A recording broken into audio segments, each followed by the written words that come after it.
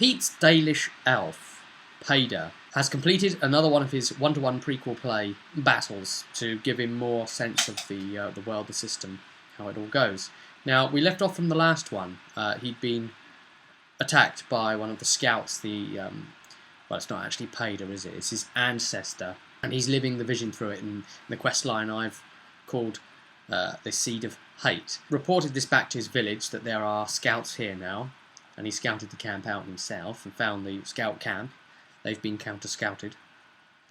And the elves have waited till nightfall, and they've attacked the camp. Something like 26 in number versus 20 scouts.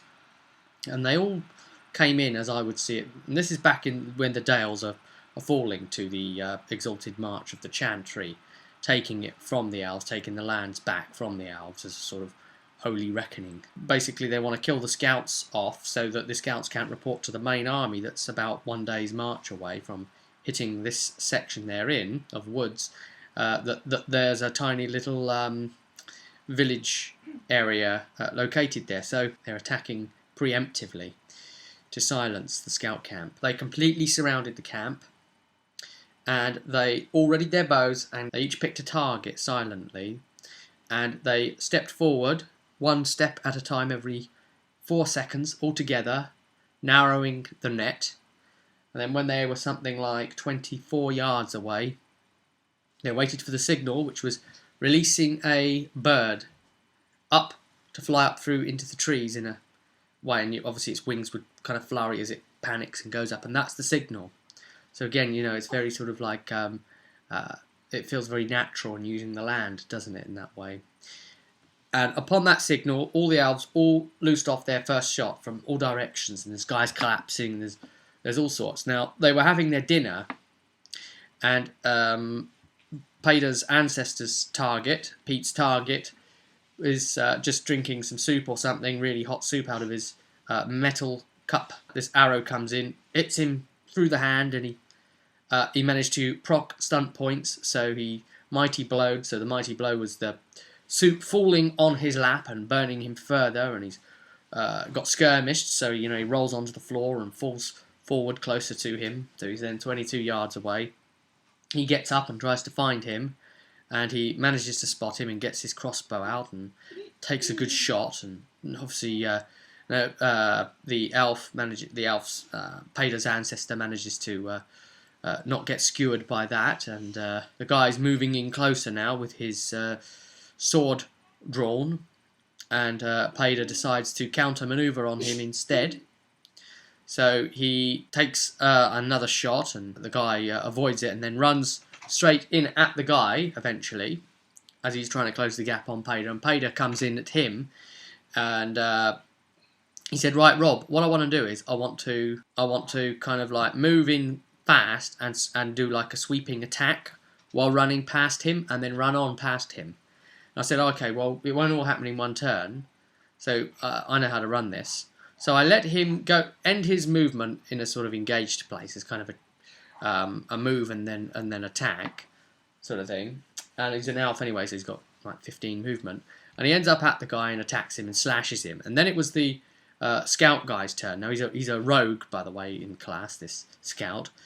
And it was the scout guy's turn, and so this is his, you know, he's aimed it as he's seen the elf coming, and this is his slash back. So, you know, they're both hitting each other on the way past. So he did an aim and an attack back, and you know, he slashes and he got hit points off of Pete's character. So, you know, it's just essentially him ducking underneath the sword slash and rolling, exerting himself, fatiguing himself that little bit more along the ground, and then get up and then won the opposed initiative test I called for to attempt to break away. What I came up with as an idea to try and do for those initiative tests is to sort of say, well, if you actually fail it, you could either choose to, you don't get to break away, or you do get to break away still, even if you fail it, but you get an absolute free strike of damage against you.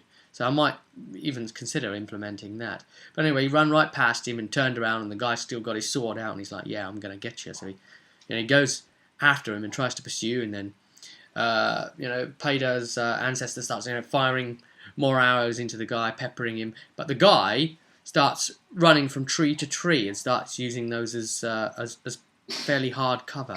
And of course it's night time, so we've got the minus to hit advantage as well for all those ranged attacks. And the guy hides behind a tree and fires his crossbow back in retaliation. And he's just managed to move out of the way and just about not get hit again. And he's moving from tree to tree to tree to try and get closer. So the elf then decides, right, I'm going to get out of here, and moves back further again and fires one last time with, better manoeuvring.